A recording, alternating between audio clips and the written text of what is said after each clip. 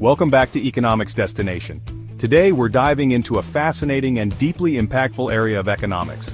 Imagine striking liquid gold beneath your feet, a discovery so monumental that it transforms your nation's future. But for many countries, this blessing can turn into a curse. Yet Norway, a small Scandinavian nation, defied the odds. How did they do it?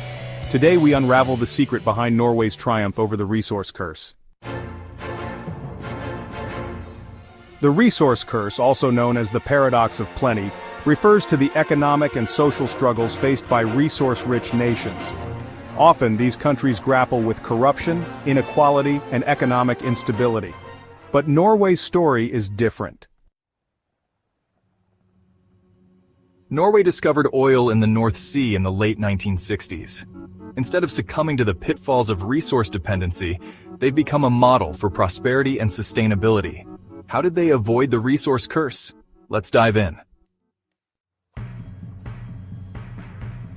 In 1969, Norway struck oil at the Ekofisk field. The discovery was monumental, and the oil boom promised vast wealth. However, the government knew the risks: economic over-reliance on oil, environmental damage, and social inequality. Norway took a proactive approach. In 1990 they established the government pension fund Global, often called the Sovereign Wealth Fund. Funded by oil revenues, it was designed to invest globally and save for future generations.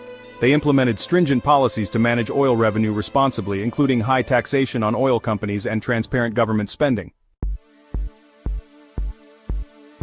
This wasn't the only policy.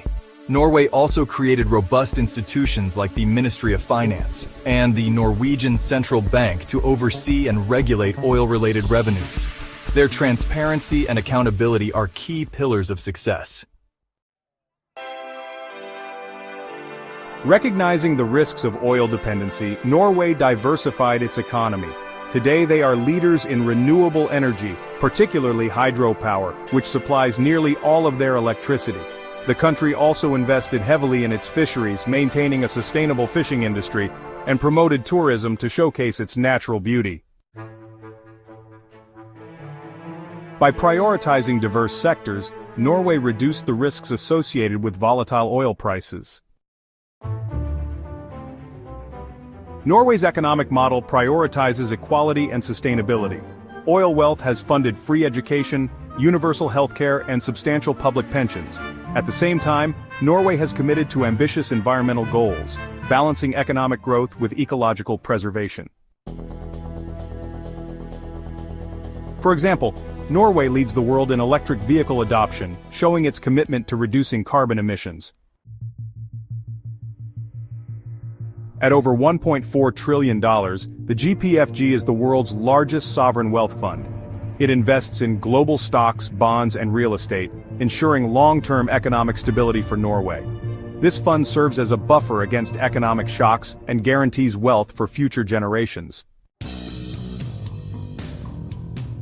The GPFG is also unique for its ethical investment strategy. It avoids companies involved in human rights violations, environmental destruction, and other unethical practices. This approach aligns economic goals with social responsibility. However, the GPFG isn't without controversies. Critics have raised concerns over investments in certain industries, highlighting the complexities of balancing profit and ethics. What can other nations learn from Norway? Strong institutions are essential. Build transparent and accountable governance to manage resources effectively.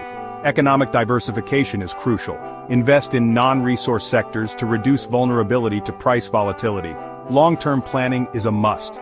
Establish funds like the GPFG to secure wealth for future generations, and ethical governance should be promoted. Policies that align with environmental and social values are vital. However, even Norway faces challenges. The transition to a green economy and declining oil revenues will test their resilience. Will they adapt? Norway's story is a paradox, a resource-rich nation that escaped the resource curse.